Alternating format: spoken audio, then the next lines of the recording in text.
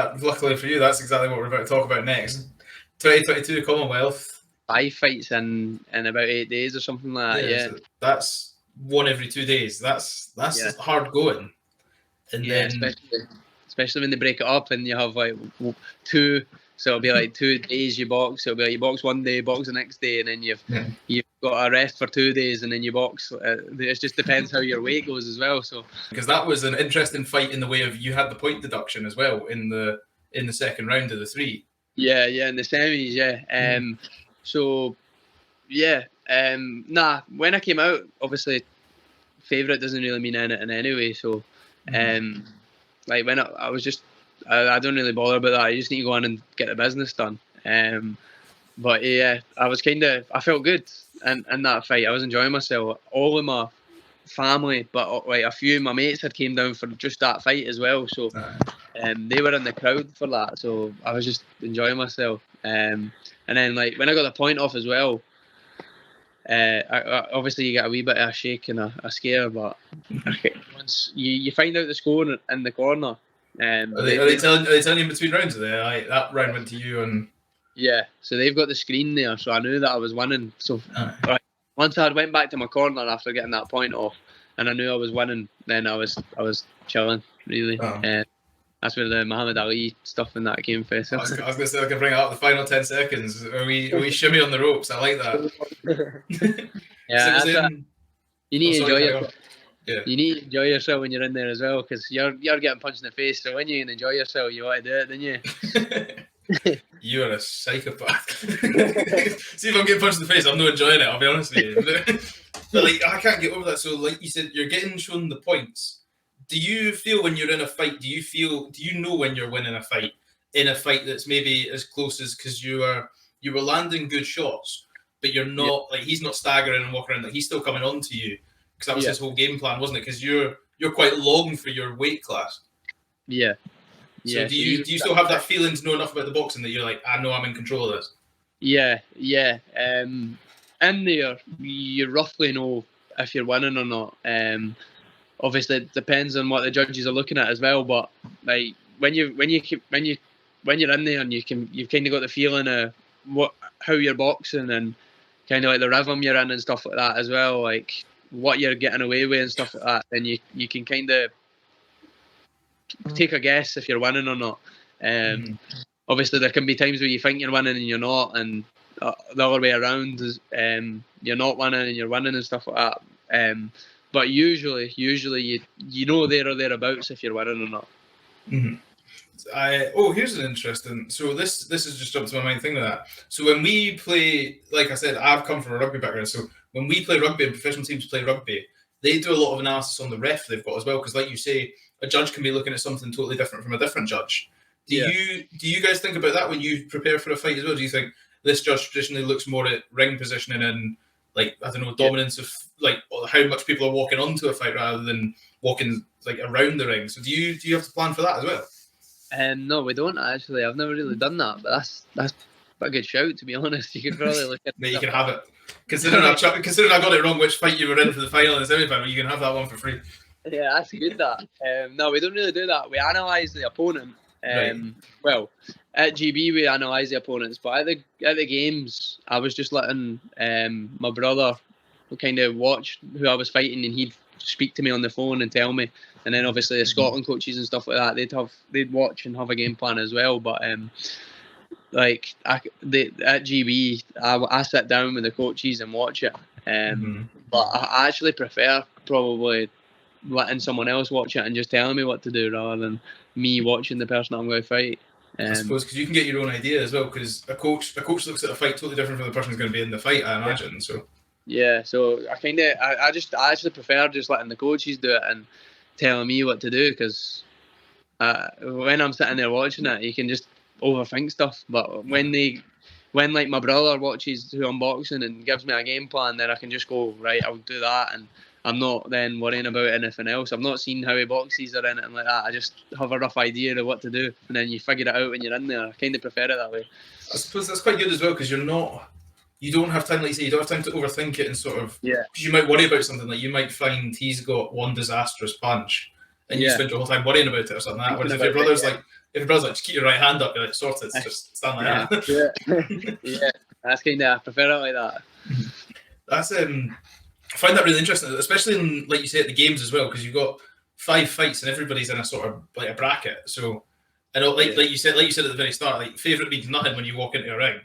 So you could be perfectly expecting to fight somebody, and then he actually got eliminated in the first round, and now you've got guys we've never heard of that are knocking people out. Yeah, that's it. Like when I boxed in it was like the round of 16 as well. I boxed Shiva Thapa, the Indian, he's won. He has got a world bronze medal. Not the year I got it, but he has got a world bronze medal before at a lighter weight, and he's won like 5 or 6 Asian medals. Like, so he's won like basically like the European Championships, Asian Championships for them. He's won like 5 or 6. He's got a few bronzes, silvers, golds. So he knows what he's doing. Yeah, he's a top boy. He's actually like, I think he's ranked above me now because of the way the rankings have went. So I think he might be ranked second under Andy Cruz now, and then me and Osman are ranked third. So he's moved up just because he's had the Asians and stuff. He won another Asian medal this year. I think it was either silver or bronze. He got. Fair play, yeah. So going into that fighting him, he was definitely the favourite for that against me. And then I lost the first round 5-0, and then the coaches told me that, and then I changed my game plan completely. And the second and third round, I beat him. So how does your mindset feel when you get told you've lost the first round 5-0? I can kind of mind that, and I was kind of big. I can mind being like, well, I don't swear, but I can mind being like, swear if you want. It's a Scottish podcast, you don't like. That's fine. So I can mind being like, oh shit, I'm gonna be here. That's kind of what I can mind feeling like. But the coaches, like, I can mind that actually perfectly well. Mike Keane and Craig. So Craig was like grabbing my head, like actually grabbing me like that, and he was like, "Come on, you can do it!" Like telling me how to box. So Mike Keane, before I was going to the ring, I can mind Mike Keane was slapping my chest, trying to like hype me up. He was like hitting me there, like, "Come on!" Right. And obviously, I went in and changed my game plan, and I beat him. So that was probably one of my favourite memories for the games as well, was that fight, and kind of having that for the coaches, like that the Scotland coach, because they're there and they want you to do well as well. So you kind of they're not there just to be the coach. They're there to, like, they want to see you win the medal, and they've kind of got the same passion as you. So they were just in the same boat as me. They were trying to hype me up and get me going. So that was probably the best. So do you get fights like that stay with you? Because obviously, because for me that would be quite a turning point. Like, you had such a big turnaround in the first round. Like, do you have fights that you then stay in your brain that you then like call upon for a sort of, I suppose, like an inspiration? It's like, if you do ever get in a situation like that again, you're like, I know I've come back from this before. Yeah, definitely. Like, even just fighting in general, you've got like, I can mind like as a youth, I went to the Golden Gloves tournament in Serbia, and I won that. I won that twice as a youth, but the first time I went, I boxed a lad for Thailand, who I boxed him. They build them differently out there. They're fighting. Yeah. They're mad, and then they do mad stuff, don't they? They're all like Thai boxers and stuff and that as well. They're just fighters in general. So I boxed him in the semi-finals, and I beat him, and he went on. Well, this is another thing about my brother as well. So he told me what to do against this Thai boy. He told me what to do. He was like, "You'll be all right. You'll be fine. Just go in, do this, do that." And when I came out, I phoned my brother, and he said to me that he was the Asian champion as a youth. So he had won the Asians as a youth. And then after I had beat him as well, we both went to the Worlds as a youth, and he won the Worlds as a youth. And then he went to the Youth Olympics and won the Youth Olympics as well.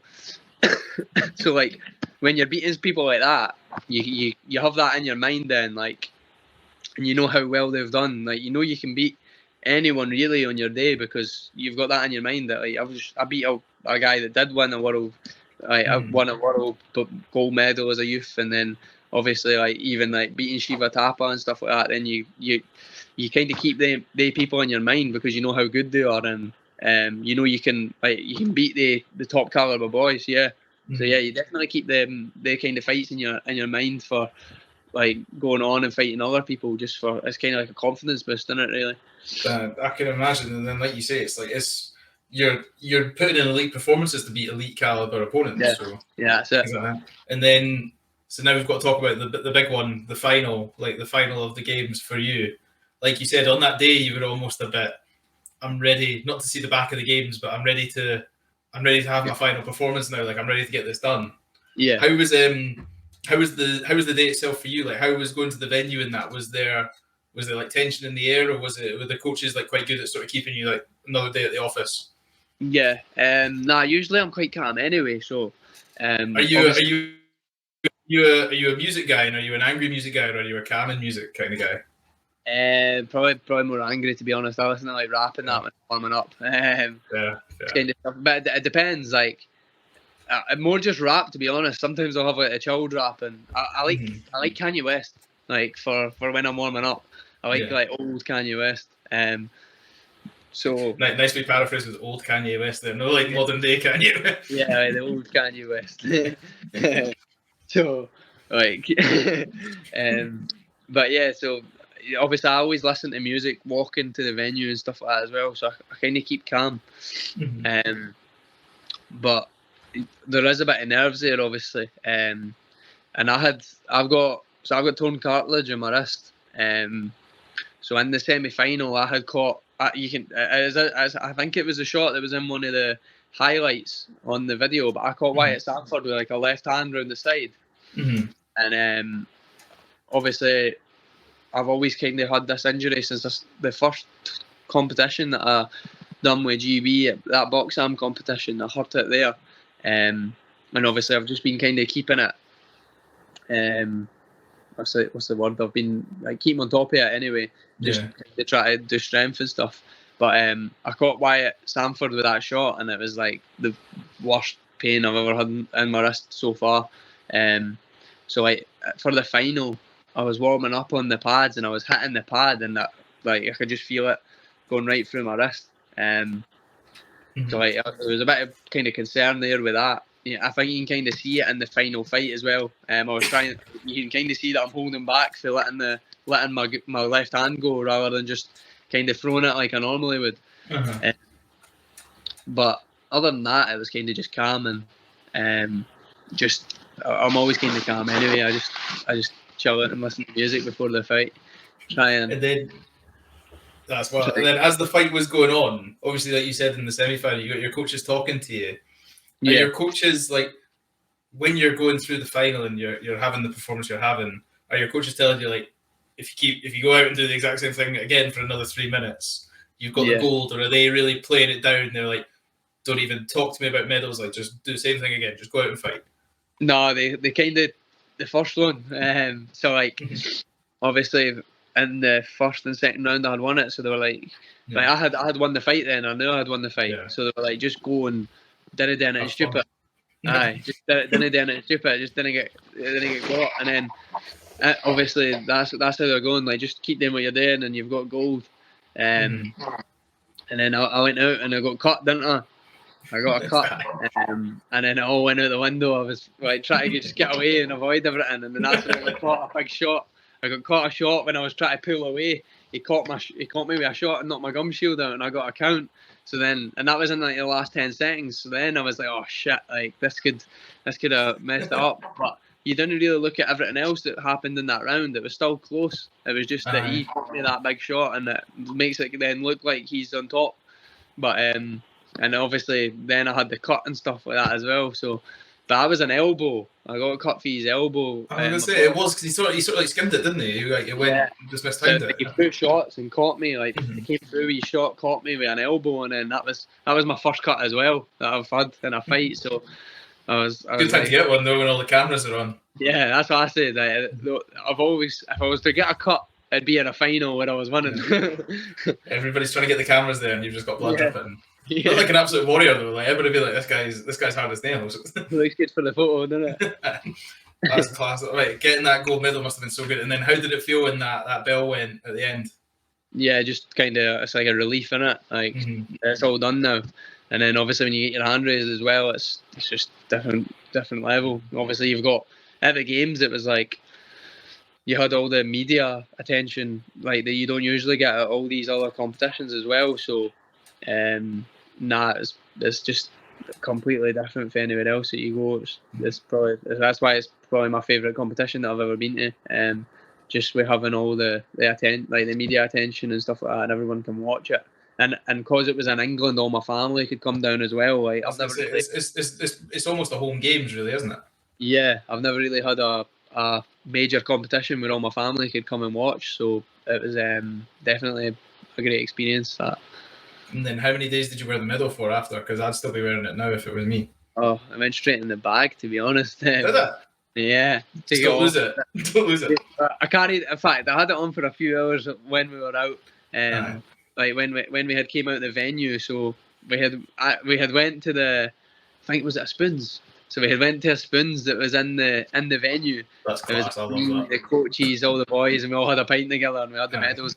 So and then after that, that's when I got took off, put in the bag, and that was it. Wore it the next thing day for some interviews, and then it goes in the box up there.